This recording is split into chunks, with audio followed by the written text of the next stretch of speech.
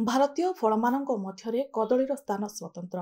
ଅନନ୍ୟ ଫଳ ଓ ପନିପରିବା ତୁଳନାରେ ଏଥିରେ ଅଧିକ ପରିମାଣରେ ଭିଟାମିନ୍, ପୁଷ୍ଟିସାର, ଫସ୍ଫରସ୍ ଏବଂ ଲୌହ ଜାତୀୟ ଖାଦ୍ୟ ଶକ୍ତି ମିଳିଥାଏ। କଞ୍ଚା ଫଳକୁ ତରକାରୀ ରୂପେ ଏବଂ ପାଚିଲା ଫଳକୁ ସିଧା ଖିଆଯାଇଥାଏ।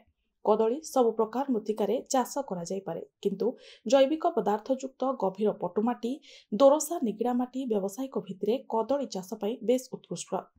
ଏହି ଫସଲ ପାଇଁ ମୃତ୍ତିକାର ଅମ୍ଳତା 5.5 ରୁ 7.0 ଥିବା ଜରୁରୀ। ଉଷ୍ଣ ଓ ଆର୍ଦ୍ର ଜଳବାୟୁରେ କଦଳୀ ଚାଷ ଭଲ ହୋଇଥାଏ। ଏଥିରେ ଉତ୍ପାଦନ ମଧ୍ୟ ବେଶ୍ ଭଲ ମିଳିଥାଏ। ଏଥିପାଇଁ ବର୍ଷସାରା ଯଥେଷ୍ଟ ବର୍ଷା ଦରକାର। ବାର୍ଷିକ ବୃଷ୍ଟିପାତ 1200 ମିମି ରୁ ଅଧିକ ଏହି ଫସଲ ପାଇଁ ଉପଯୋଗୀ। ଏହି ଚାଷ 20 ରୁ 36 ଡିଗ୍ରୀ ସେଣ୍ଟିଗ୍ରେଡ୍ ତାପମାତ୍ରାରେ ଚାଷ କରାଯାଇପାରେ।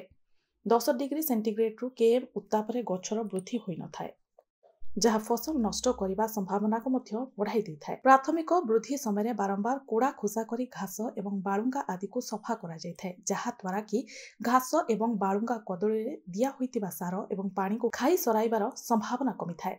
କଦଳୀ ଗଛ ଲଗାଇବାର ପ୍ରଥମ 3 ରୁ 4 ସପ୍ତାହ ମଧ୍ୟରେ ଜମିରେ ଥିବା ଖାଲି ସ୍ଥାନ ଗୁଡ଼ିକରେ ଅଳ୍ପ ଦିନର ଅମଳକ୍ଷମ ପନିପରିବା ଏବଂ ଫୁଲ ଚାଷ କରାଯାଇଥାଏ। ଧଣିଆ ପତ୍ର, ମୂଳା, ଗାଜର, ଲଙ୍କା ଓ ଗେଣ୍ଡୁ ଫୁଲ, ରଜନୀଗନ୍ଧା ଫୁଲ ଇତ୍ୟାଦି ଫସଲ ସଫଳ ଭାବେ ଚାଷ କରାଯାଇପାରିବ କଦଳୀ ଚାଷ ଫସଲ ମାଧ୍ୟମରେ।